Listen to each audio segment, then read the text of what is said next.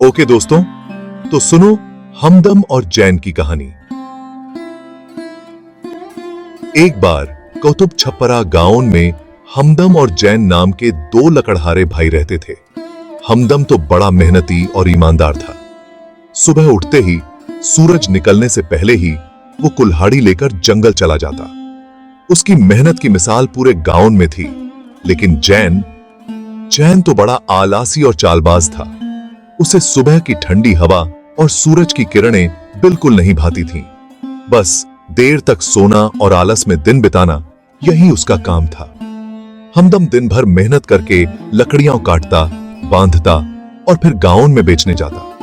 भले ही थक कर चूर हो जाता, पर उसके चेहरे पर संतोष की चमक होती। और जैन, वो तो बस देर से उठता और भाई की मेहनत का फायदा उठाने के चक्कर में रहता। उसका प्लान तो बड़ा सीधा साधा था। जब हमदम मेहनत करके घर लौटता तो जैन उसके लकड़ी के बंडलों में से कुछ चुरा लेता और बेचकर पैसे बना लेता।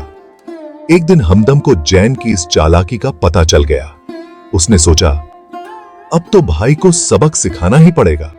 अगले दिन हमदम ने अपने बंडलों में कुछ ऐसी लकड़ियां डाल दी जो जलने पर काला धुआं और बदबू छोड़ती थीं।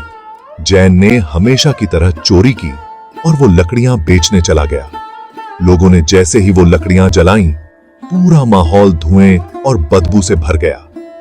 लोग गुस्से से पागल हो गए और जैन को खरी खोटी सुनाई। जैन को अपनी गलती समझ आ गई।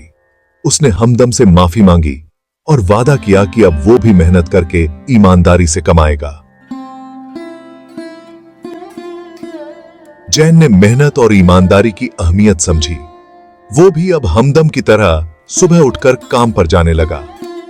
दोनों भाइयों का रिश्ता और मजबूत हुआ और गांव वाले उनकी तारीफ करने लगे। इस कहानी से हमें सीख मिलती है कि मेहनत और ईमानदारी का कोई दूसरा रास्ता नहीं।